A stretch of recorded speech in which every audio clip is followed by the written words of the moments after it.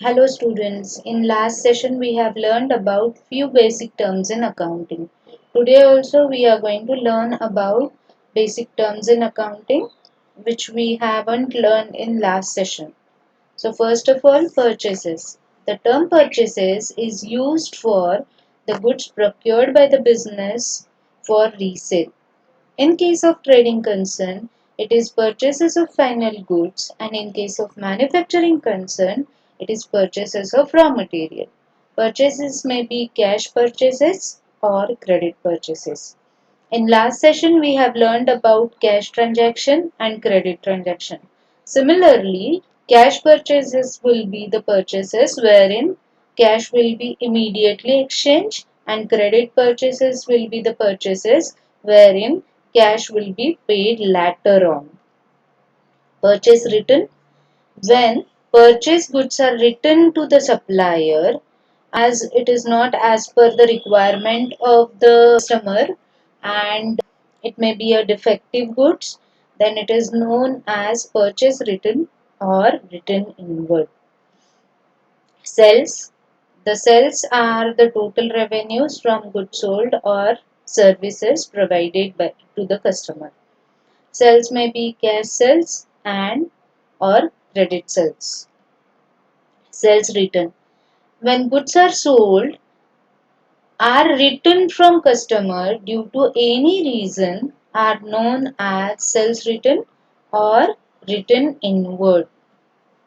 Debtors. Debtors are the person or other entities to whom business has sold goods and services on credit and amount has not been received yet. So the debtors are the assets of the business because in near future we are going to receive money against the same.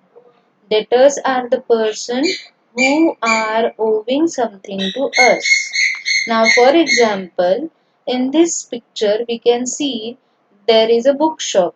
Bookshop, from that bookshop, a woman has purchased books on credit basis and he is going to pay the money after 5 days. For that bookshop, that woman will be the debtor till the time she is not going to pay money.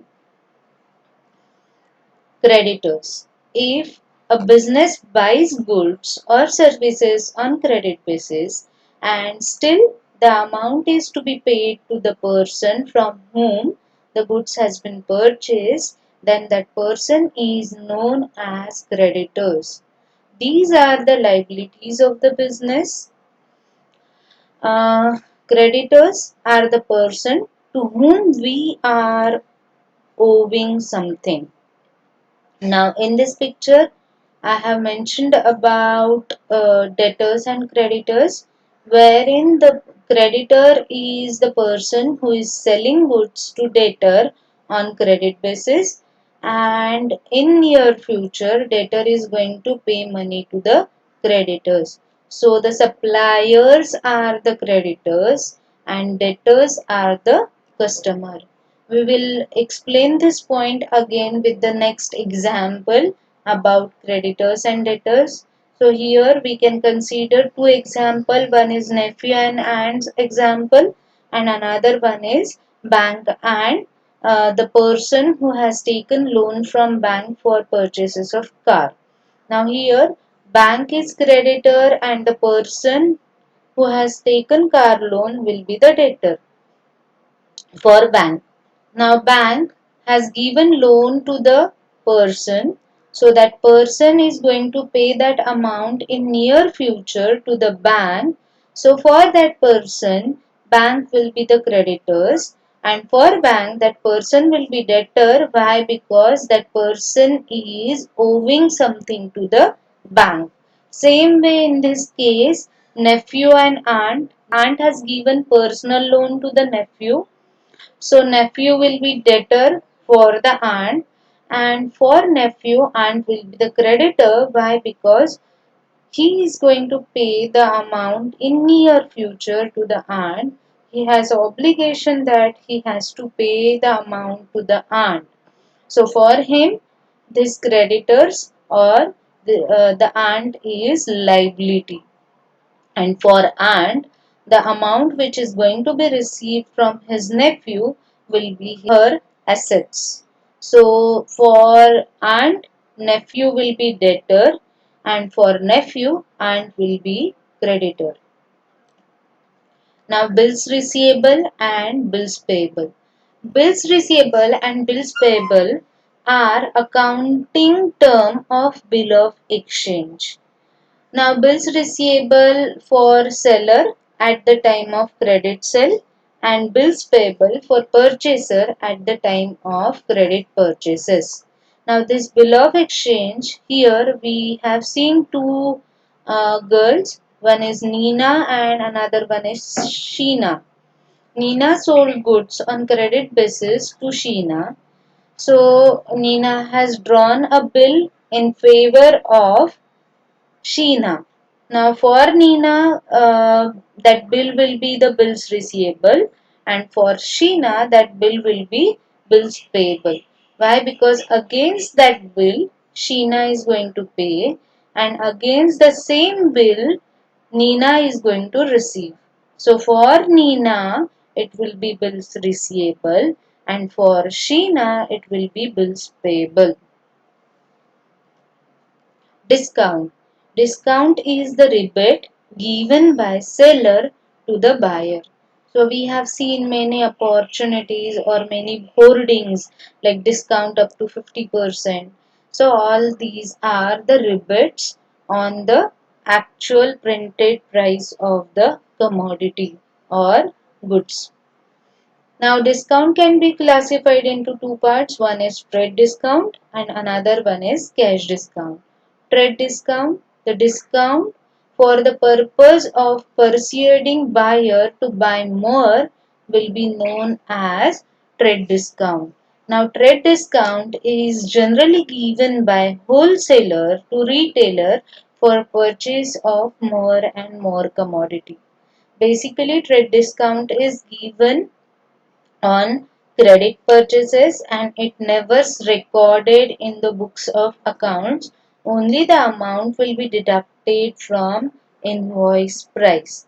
Why? Because trade discount is given on MRP or market price or invoice price. Now cash discount. Cash discount is given with the objective of providing discount to encourage debtors to pay its dues promptly. These discounts are recorded in the books of accounts. Generally, cash discount is given on cash transactions only. Stock. The goods available with the business for sale on a particular date is known as stock. So we can see here stock of goods which is packed into these boxes, which is there in the warehouse or godown of that organization. Now cost. Cost refers to the expenditure incurred in acquiring, manufacturing or processing goods to make it resellable or sellable. Now for example, we can simply say that cost is price paid for something or whatever expenditure we have made for manufacturing process or converting goods into finished goods. That is, raw material will be converted into finished goods. Income. Income is a wider term which will be included with profit. So income means increase in wealth of the enterprise over the period of time. Voucher. Voucher is the documentary evidence in support of the transaction which is known as voucher. For example, when we buy a goods for cash, we get cash memo. Then if we buy on credit, we get invoice. And when we make payment for the same, we will get receipt voucher for the same. So it is a documentary evidence which will be considered in the court of law as a evidence. Thank you, students.